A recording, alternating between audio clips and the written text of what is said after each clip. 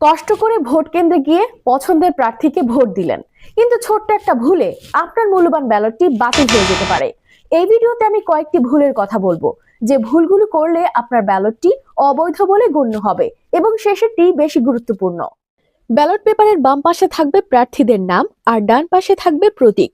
এক্ষেত্রে নির্ধারিত প্রতীকে ভোট দেওয়ার জন্য আপনাকে একটি সিল দেওয়া হবে। আপনার পছন্দের প্রতীকে সিল মেরে আপনার ভোট নিশ্চিত করবেন, কিন্তু এক্ষেত্রে যে ভুলগুলো করবেন না। নাম্বার 1, যে প্রার্থীকে ভোট দিবেন তাকে নির্দেশ করে কোনো সিল না দেওয়া। নাম্বার 2, নির্ধারিত প্রতীকে সিল না দিয়ে ভুল জায়গায় সিল দেওয়া। নাম্বার 3, ব্যালটের সাথে কোনো কাগজের টুকরো বা অন্য কোনো উপকরণ লাগানো।